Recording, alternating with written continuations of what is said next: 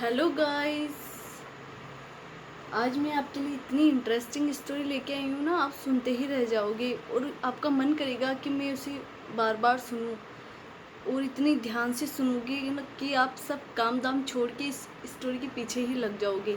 जब तक ये पूरी नहीं हो जाएगी आप उठोगे नहीं। आप आसपास क्या है आप कुछ भी नहीं सुनोगे, बस इस स्टोरी में ही खो जाओगे आप। तो मैं स्टोरी स्टार्ट करने से पहले आप मेरे चैनल को सब्सक्राइब कर लिए, ऐसी आगे मैं स्टोरी सुना सकूं, आप सुन सको, इसलिए आप मेरे चैनल को सब्सक्राइब कर लीजिए। और अगर स्टोरी अच्छी लगी तो प्लीज़ लाइक एंड शेयर करना ना भूलिए और कमेंट में ज़रूर बताइए आपको मेरी स्टोरी कैसे लगी। Thank you.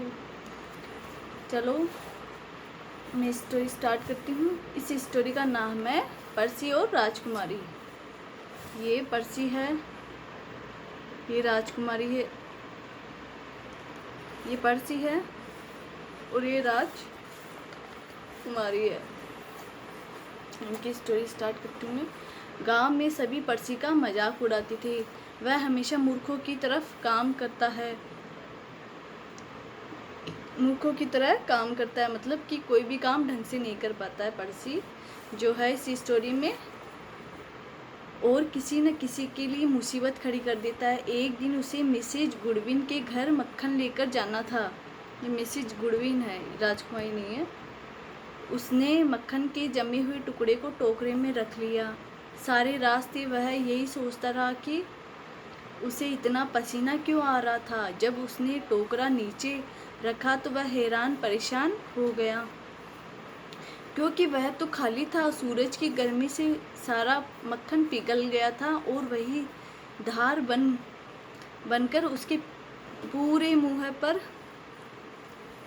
बार बार आ रहा था, जिसे वह पसीना समझ रहा था। इसके लिए उसे मिसेज गुडविन से अच्छी खासी डांट सुननी पड़ी। वैसे तो वह सारा दिन आवारागर्दी करता है, लेकिन काम करवाने के लिए कोई ना कोई उसे तलाश ही लेता है। एक दिन मिसेज रोसेज ने उसे लेन किसान के घर भेजा ताकि वह उससे उस सुअर को ले आए जो मिसेज रोसेज के लिए रखा गया था। पर्सी जल्दी ही वापस आ गया। वह अपने साथ सुअर की बजाय किसान को ही उठा लाया था। किसान बहुत गुस्से में था। मिसेज रोसेज ने उस दिन पर्सी को झाड़ू दिखाकर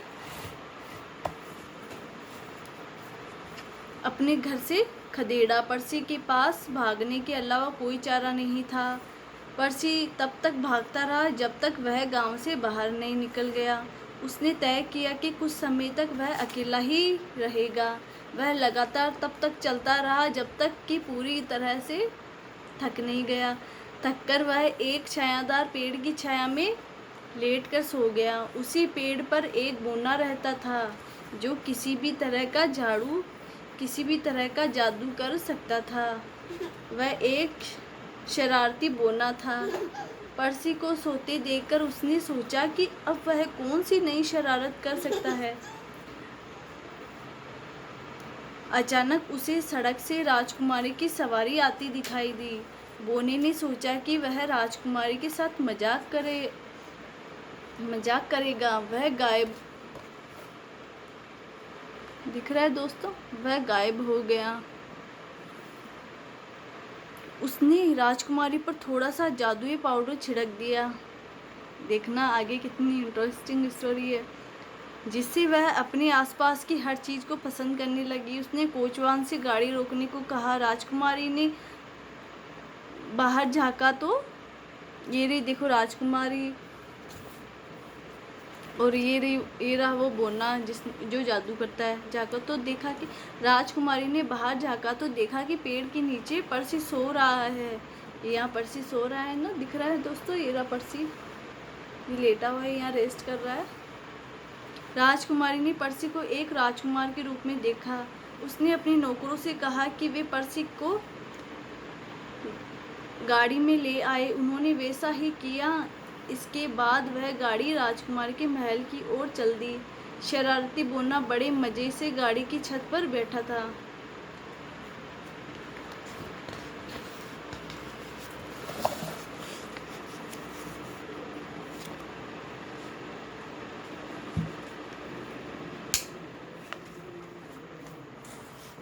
थोड़ा सा इश्यूज हो गया। पर्सी की आँख महल में खुली। राजकुमारी उसका बहुत ख्याल रख रही थी।